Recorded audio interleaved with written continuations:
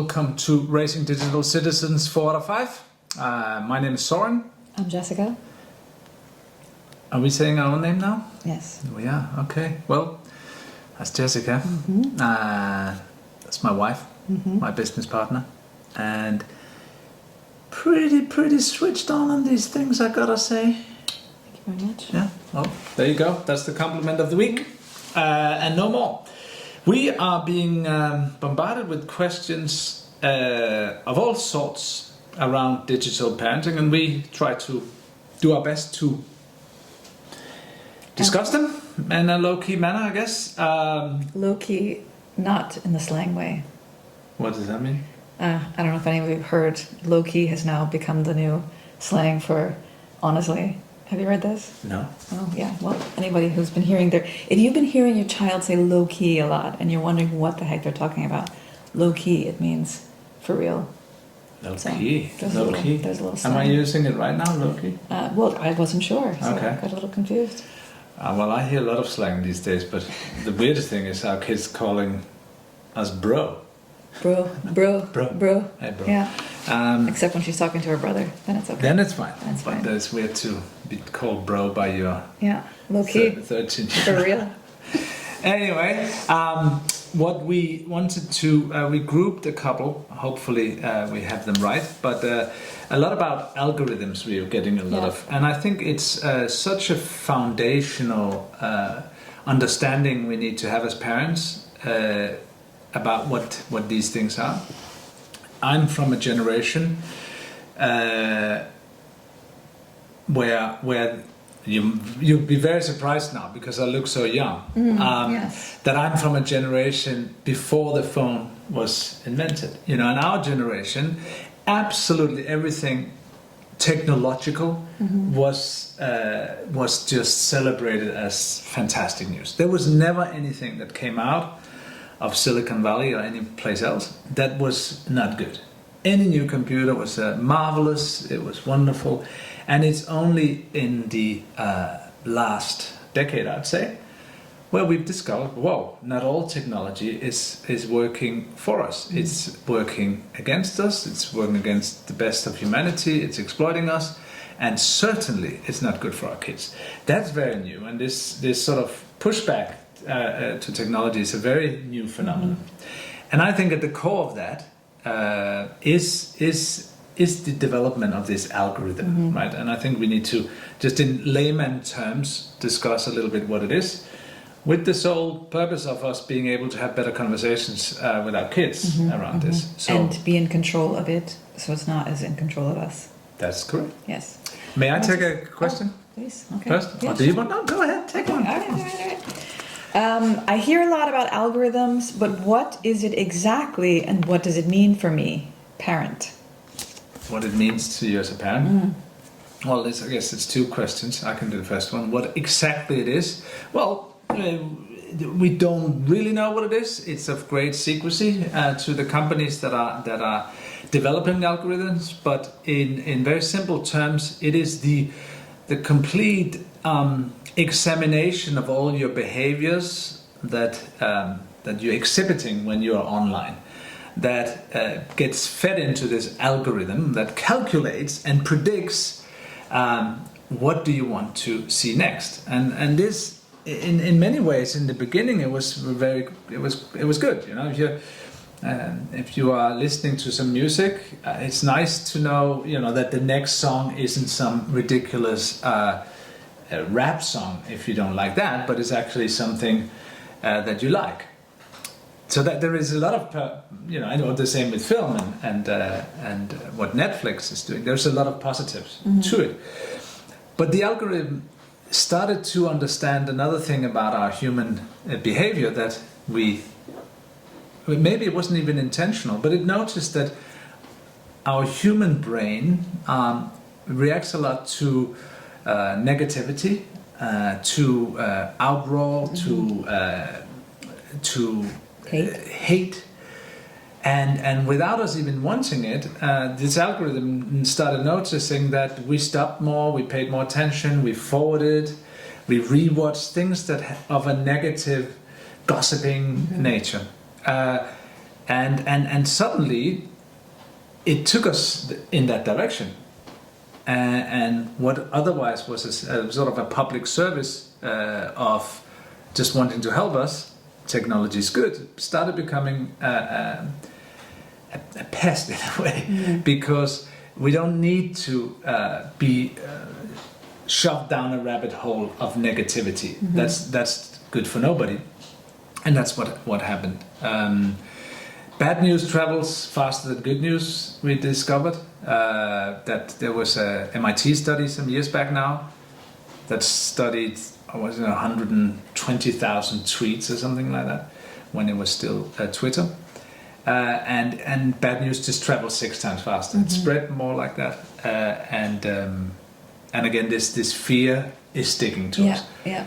So the algorithm is really this very complicated proprietary supercomputer that sits in TikTok and YouTube and Facebook and all of the platforms that predicts that sees what we're pausing with, what we're looking at, what we're not looking at, what we're skipping, what we're commenting on, what we're coming back to, and through understanding what we do, what we engage in, again, and that's important, it's not what we're interested in, it's what we engage in. And then by analyzing millions and millions of others, similar age groups, similar preferences, it can predict and test it before we even see it. What are we likely to check in on? And again, and why this is very critical is that we have become the product in this. It is not a service for us, but we are there to spend more time. So all these platforms have one objective, and they've many, not only the whistleblowers, but they've said it themselves, is they exist to make us spend the maximum amount of time on their platform.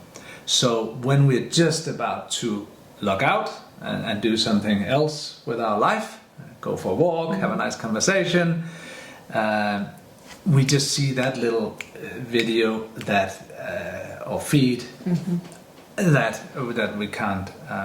we can't stop ourselves from rewatching, and that's sort of the algorithm, the problematic issue with the algorithms in a nutshell. It's a rather big nutshell. Sorry about that. I eat big nuts. Sorry. That's a big nut. Sorry. No, very thorough, very thorough. I would just add a little baby nut on that. Of course you do. That was just that.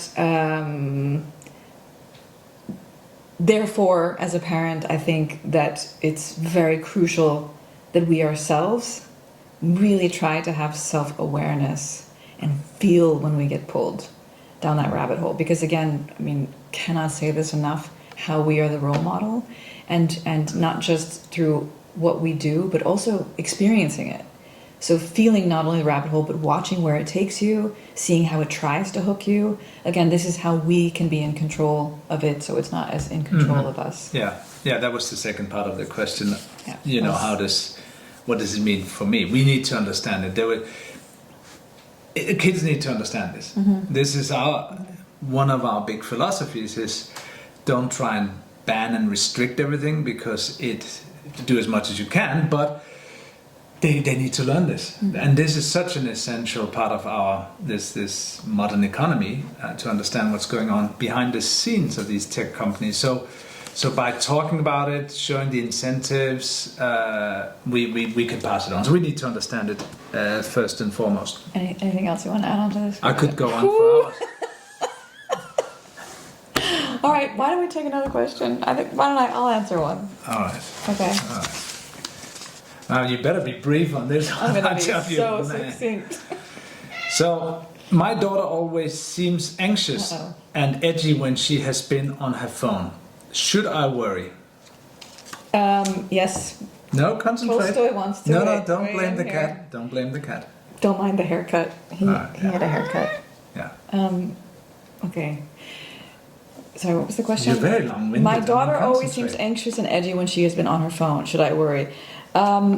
This really depends on a lot of things. I think it depends on the age, depends on how much she's been on the phone, it depends on any other behaviors she's exhibiting? No, I disagree. Okay. If your I'm just- daughter is, and you were just distracted by a cat walking on the table. If your daughter is anxious and edgy, it doesn't depend on anything. You need to figure out what's No, going on. I know, because this could be for a lot of different reasons. Yeah, This- but you gotta of course, you gotta be a little bit. Of course. So worried. what I would say is, well, should I worry? I'm saying don't Don't jump to conclusions. Exactly. Yeah. Okay. No. Okay. Let me I'm gonna clarify this. continue on. Okay. But what I think was always crucial and important is to work on the relationship, work on the connection. So rather than immediately, freak out and jump to conclusions, get curious. We talked about this before in another episode. If you feel yourself being judgmental, try to get curious. You know, our fear often actually makes us become very accusatory without wanting to. This is just, and this is, if you think about, it's a little bit of a sidetrack, but just give me a second. If you think about sometimes when your kids are little and they go to do something that's dangerous, sometimes you yell at them. And you don't yell at them because, you're mad at them for doing something wrong. You're actually scared. So this is a similar, this can happen to us also with technology. With suddenly we're afraid and we can jump to all these crazy conclusions. And one of the things we always say is always ask into their online life. Try to always ask into their online life, just like you do in their regular life, so that it's not out of the blue that you can start to have these conversations. If you are concerned, go out, if you can, go out to have a meal somewhere, do something that your daughter likes. My daughter always likes to go shopping. Do something. Your daughter? Sorry, our daughter. But by engaging in doing something together, meaning in the relationship, you're going to have a far better chance of her telling you what's going on and opening up, rather than just jumping in. And again, the reason I had begun by saying, like, it really depends on the age, how serious, how, there's a lot of factors, so we don't know the exact situation. If it does seem like something serious and you're finding that she's not opening up to you, don't be afraid to involve the school counselor or another adult that may be in your child's life. It's sometimes as our kids get older, we need scaffolding with other adults, and that can be very helpful. But I would say ask in, acknowledge what's going on with curiosity and not judgment, and work on the relationship. Yeah, well, I mean, it would have been shorter if I hadn't been interrupted, but I got a little bit thrown off track. Sometimes. Go ahead. So let's Sometimes we ask speak a another little bit question. too early, don't we? Okay. Let me do another one. See if you can do this a little bit. Okay. No, it was a good answer. Thank you very Good much. answer. I can't say anything else. A little bit long, but yeah. We have one here that says, I understand algorithms are part of the online world, but how do I explain them to my kid without sounding paranoid? How do I explain it to my kid without sounding paranoid? I mean, I think just talking about, you can even maybe look at what they're doing together and explore what happens. You can see how the algorithm give you an example. Our son just recently, for some reason, got interested in ferrets and decided that he wanted to have a ferret. And as the algorithm, suddenly I was bombarded with videos of ferrets and how cute they are. From He was bombarded with videos of ferrets because the algorithm was taking him on things that were keeping him engaged. And so, for example, that's a perfect opportunity to have a conversation to show how the algorithm actually works and how it keeps your attention and it keeps showing you things so that it wants you to stay on. Yeah.